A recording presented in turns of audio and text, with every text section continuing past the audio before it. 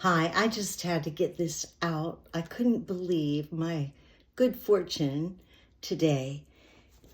As you know, several people, Randall Carlson, a number of other people, I can't ever say her name, the psychologist or whatever on Big Bang Theory.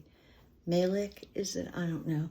Anyway, they came out with it, and I checked it out in a number of places that our DNA, the beginning of it, came from outer space, probably through a meteorite or a comet.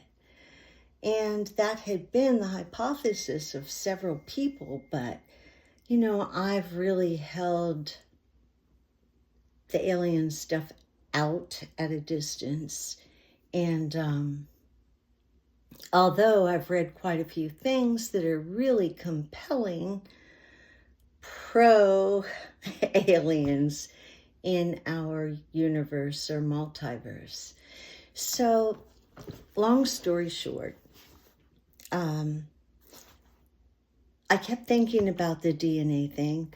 And so I put out a post today, how long have science people known that we were seeded from outer space DNA or life forms that came from a meteorite?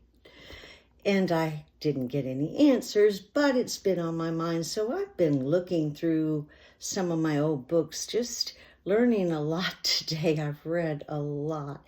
However, I went back and picked up this one book called Evolution, written in 1911. And it's wild how this happens. So I just leafed through it because I read like that first and then I go back.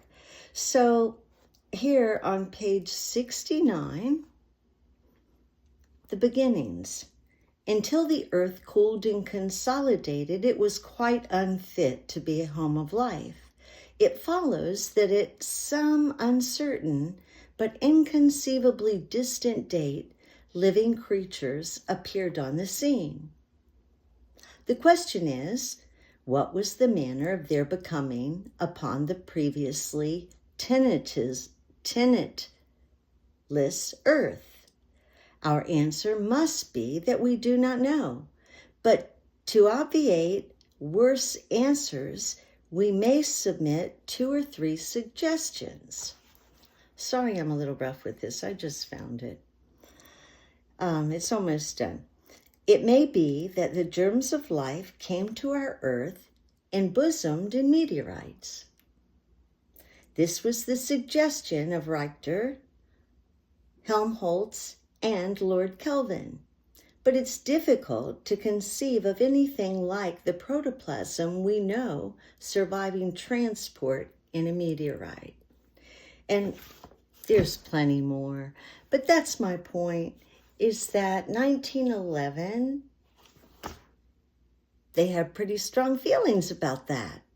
I never heard that. You know why? Because once you become a something or other, you never look. And that's the plan. And I found a lot to back that up, too. I'm wondering, I'm not sure if it's in this book. No, in a little geography book, I've got quite a bit that's proves my point. Let's say that.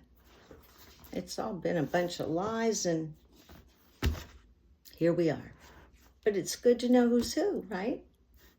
That's always part of their plan is change the name. That I've studied today, the Piso family and all those ties and that royalty makes you crazy. However, they're all interconnected, all of them. All the ones you've heard of that are real. Yeah, and they just scratch each other's back just like today. Over and out. Thanks for being with me. We're meteorite material, stardust.